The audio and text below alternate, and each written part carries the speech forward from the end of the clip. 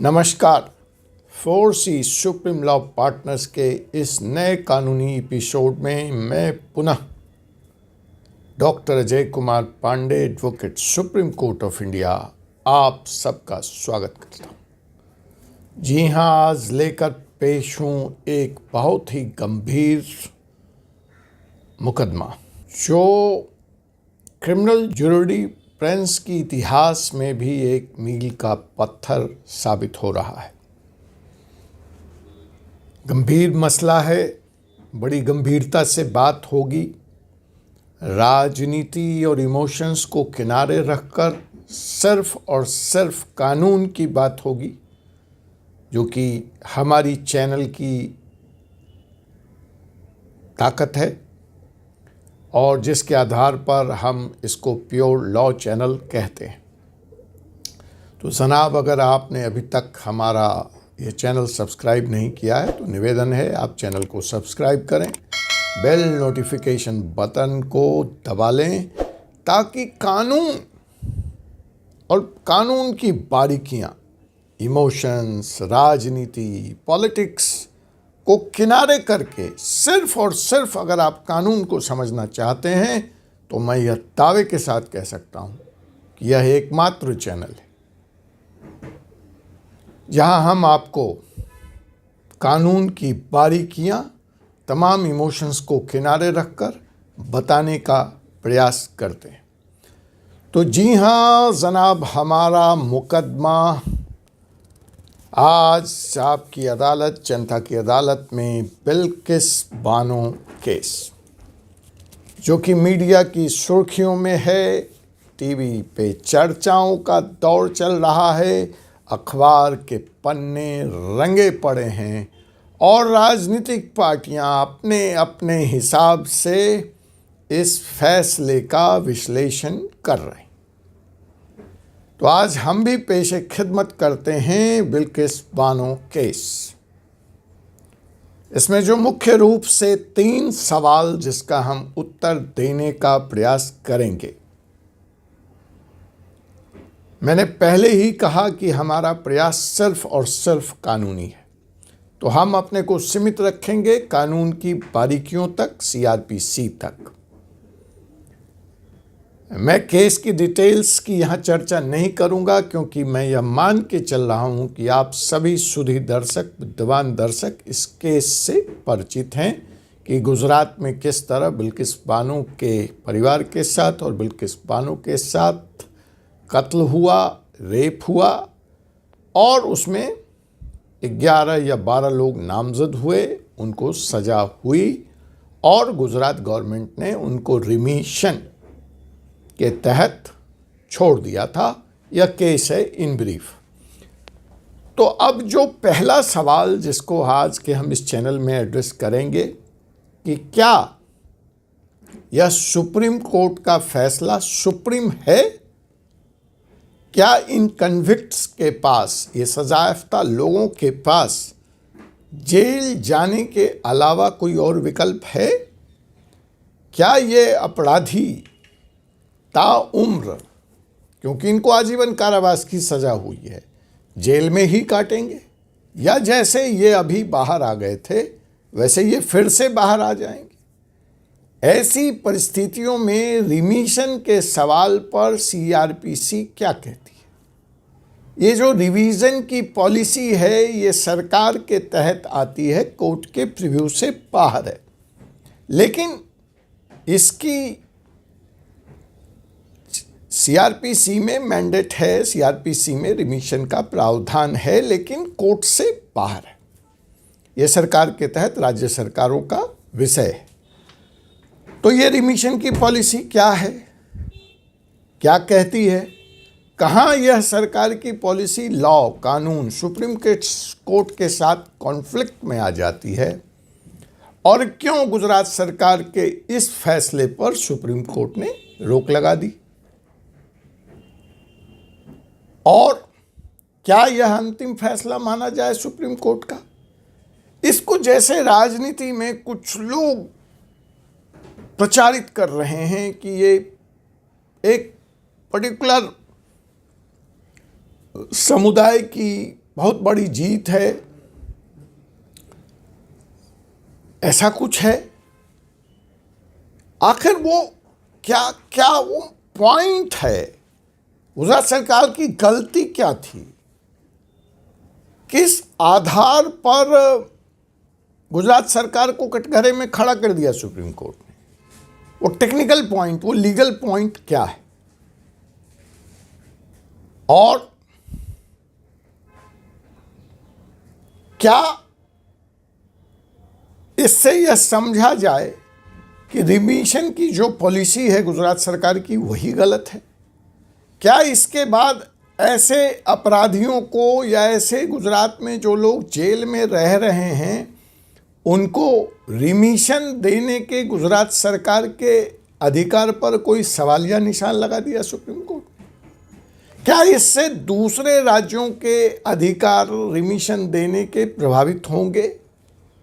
क्या इससे रिमिशन का जो सीआरपीसी में प्रोविज़न है उसमें कुछ बदलाव की ज़रूरत है, उसमें कुछ बदलाव किया जाएगा? इत्यादि बातों पर हम आज के इस परिचर्चा में आपसे बात करेंगे। आपका कोई और सवाल है तो हम उसको लेने को तैयार हैं। कमेंट के माध्यम से आप हमें बताएं, चैनल से जुड़ें। देखिए, यह विषय बड़ा है और इस 10 मिनट के एपिसोड में सारे विषयों को तो कवर नहीं किया जा सकता, लेकिन मैं वो जो 3 मुख्य सवाल है उस पर ज़रूर बात करूंगा और आपको कुछ ना कुछ देकर जाऊंगा, यह मेरा वादा है। लेकिन मैं जानता हूं आप सुधी जन हैं, आप पाठक हैं, लॉ के विद्यार्थी हैं और प्रैक्टिस करने वाले, क्रिमिनल लॉ के प्रैक्टिस करने वाले एडवोकेट हैं, तो इसका जो रिपरकशन है इस फैसले का सुप्रीम कोर्ट का, उसका व्यापक प्रभाव इस देश में होगा, तो उन बारीकियों की भी हम चर्चा करेंगे। आखिर सुप्रीम कोर्ट के 25 साल के वो कौन से केस थे जो आधार बने, जिसके आधार पर सुप्रीम कोर्ट ने यह फैसला दिया? अमूमन इस केस में एक और बारीकी है जो अगर आप कानून को जानते हैं, समझते हैं तो आपको समझ में आएगा। आम जन आपके लिए भी मैं बता दूं कि अमूमन डबल बेंच का फैसला दूसरा डबल बेंच रिव्यू नहीं करता है, उस फैसले को बदल नहीं सकता। हमेशा सिंगल जज बेंच है तो डबल जज बेंच में फैसला बदला जा सकता है। डबल बेंच है तो 3 जज बेंच हो, 5 जज बेंच हो।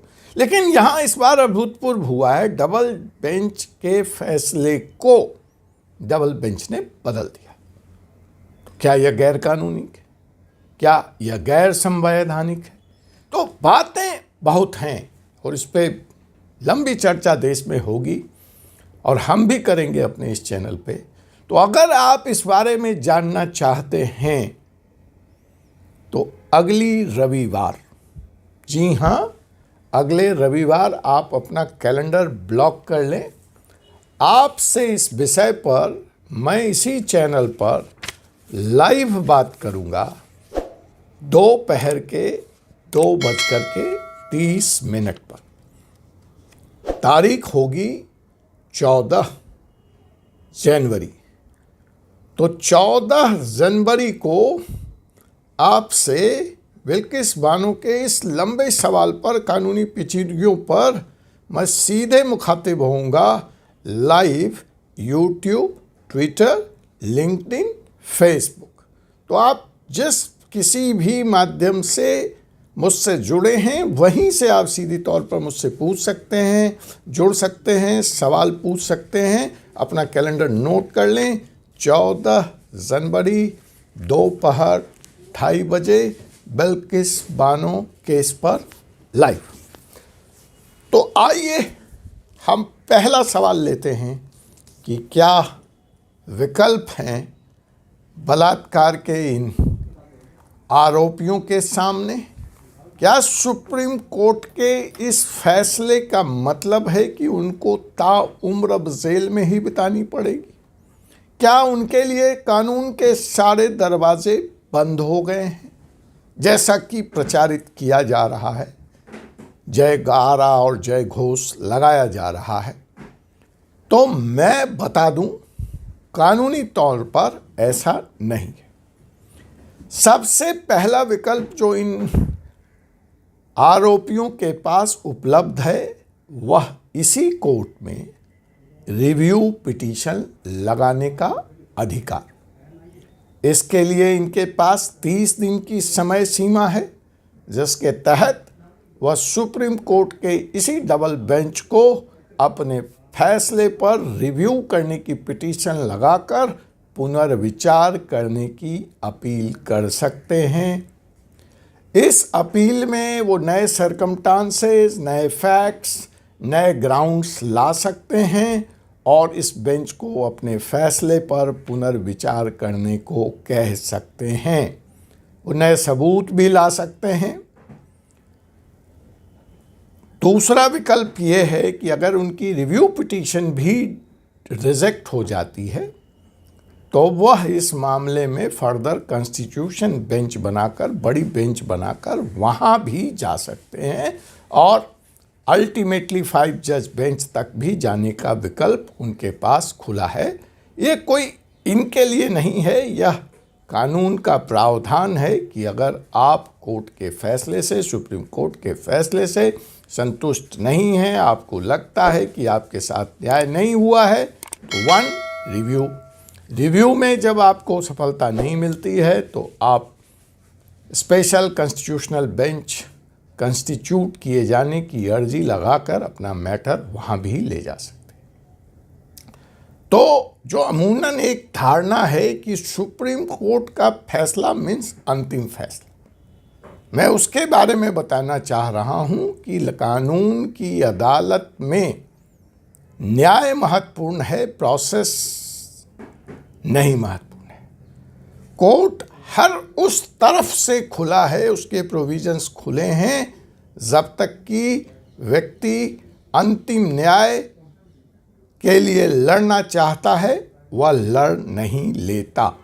तो ये ऑप्शंस इनके पास भी खुला है। वो क्या करेंगे, नहीं करेंगे, यह जानने के लिए बने रहिए आप फोर्सेस सुप्रीम लॉ पार्टनर्स के इस चैनल पर। हम आपको बताएंगे कि इन आरोपियों का अगला कदम क्या है। कानूनी तौर पर जो उनके पास दूसरा विकल्प है वह विकल्प है सरेंडर करना, महाराष्ट्र की जेल में जाना, कुछ समय वहाँ बिताना और फिर से महाराष्ट्र सरकार के पास रिमिशन की अर्जी देना। और अगर सरकार ने उनकी अर्जी स्वीकार कर ली, जैसे कि गुजरात सरकार ने ये अर्जी स्वीकार की थी, तो उनको सलाखों के पीछे रखना संभव नहीं होगा। नोट कर लीजिए मेरी बात कि अगर महाराष्ट्र सरकार ने वो सरेंडर करते हैं, कुछ दिन जेल में रहते हैं और रिमिशन का एप्लीकेशन लगाते हैं और रिमिशन के प्रावधानों के तहत अगर महाराष्ट्र सरकार उनकी अर्जी को स्वीकार कर लेती है तो ये अभियुक्त फिर से आज़ाद होंगे। मैं पॉलिटिकल मायने नहीं लगा रहा, मैं कानूनी प्रावधान बता रहा हूं आपको। इसलिए इस जीत में या इस फैसले में एक चीज़ आप ध्यान रखिए, Supreme Court has not made any comment as far as the remission is concerned or the policy of the revision is concerned or the provision of the revision is concerned. That remains unchallenged. It's only a technical ground on which Supreme Court has given this judgment. यह बारीकी आपको समझनी पड़ेगी। वो technical ground क्या है? Appropriate जुडिक्शन का सवाल है। वो टेक्निकल ग्राउंड एप्रोप्रिएट स्टेट का सवाल है कि रिमिशन का फैसला कौन ले सकता है या ले सकता था। फैसला बहुत लंबा है, 250 से ऊपर पेज का है, सारी बातों को यहाँ कवर कर पाना संभव नहीं है, लेकिन अगर आप चाहेंगे तो मैं दूसरा एपिसोड लेकर आऊँगा और लाइव में भी आपसे मैं चर्चा करूँगा। तो यहाँ पे वो जो चलते चलते मैं आपको टेक्निकल ग्राउंड बता दूँ जिसके आधार पर Gujarat has lost this case and Bilkis Bano has own this case. उन्होंने कहा 1.5 साल में वो पहली बार मुस्कुराई हैं। मैं मानता हूँ उनके साथ गलत हुआ है, लेकिन मैंने कहा कानून की मैं बात कर रहा हूँ, इमोशंस आर सेटिस्फाइड। सजा इनको हो चुकी है, लंबे अवधि तक ये जेल में रहे हैं। आजीवन कारावास का मतलब, इस सवाल का भी उत्तर मैं अगले एपिसोड में देने का प्रयास करूंगा कि क्या मृत्यु तक वो व्यक्ति जेल में रहेगा, या अमूमन तौर पे जो धारणा है कि 14 साल, उस पर भी हम चर्चा करेंगे। लेकिन वो जो टेक्निकल ग्राउंड है जिस पे सुप्रीम कोर्ट ने अपना फैसला दिया है वह यह है, सिर्फ और सिर्फ यह है कि Gujarat is not the appropriate state, Gujarat is not the appropriate जुडिक्शन। क्यों? रिमिशन का अधिकार उस राज्य सरकार का होता है जहां की जेल में या जहां की कोर्ट में वह व्यक्ति बंद होता है, जहां के कोर्ट ने फैसला दिया होता है, न कि जहां यह क्राइम हुआ होता है। तो आपको याद होगा कि सुप्रीम कोर्ट ने अपने एक फैसले के तहत जब यह आरोप लगा कि गुजरात सरकार या गुजरात में बिल्किस बानो के साथ न्याय नहीं हो सकता, तो इस केस को सीबीआई की विशेष अदालत में मुंबई ट्रांसफ़र कर दिया था। तो इसमें जो सज़ा हुई, जो कन्विक्शन हुआ, वह मुंबई की अदालत में हुआ। तो इसलिए टेक्निकली कानूनी तौर पर रिमिशन की इस एप्लीकेशन पर फैसला लेने का अधिकार महाराष्ट्र का बनता था और फैसला गुजरात ने ले लिया। इसीलिए इसी को आधार बनाकर सुप्रीम कोर्ट ने गुजरात सरकार के इस फैसले को रद्द कर दिया। लेकिन मैं आपको बता दूं, इसमें बहुत सारी बेसिक्स प्रिंसिपल्स डिफाइन हुए हैं। Law article 32 has been again asserted by the supreme court. Article 14 has come into the play. इसमें जो एक सबसे बड़ी बात हुई है कि विक्टिम राइट्स, जो व्यक्ति इसमें सफरर है, विक्टिम है, वो सीधे सुप्रीम कोर्ट आ सकता है कि नहीं आ सकता सरकार के फैसले के बारे में, इसको भी इस फैसले से प्रमाणित किया गया है, बल मिला है। इन सब की चर्चा आपसे लाइव में अगले एपिसोड में। तब तक मुझे advocate doctor Ajay Kumar Pandey, supreme court of India को इजाज़त दीजिए। आपसे मुलाकात होगी एक ऐसे ही एपिसोड के साथ, एक ऐसे ही मुकदमे में। जाते जाते मैं बता दूं, मुझसे मिलना न भूलिए। संडे 14 जनवरी 2:30 बिल्किस बानो केस का अब क्या होगा लाइव एपिसोड में। और यह मान के चलिए, आजीवन का मतलब ताउम्र जेल में नहीं होता। यह अभियुक्तों के रिहा होने की अभी भी पूरी गुंजाइश बनी हुई है। दरवाजे खुले हैं, खिड़कियां खुली हैं। सुप्रीम कोर्ट के इस फैसले का ये मतलब नहीं है कि इन बलात्कार के आरोपियों को ताउम्र आप सलाखों के पीछे रख पाएंगे। जय हिंद, जय भारत।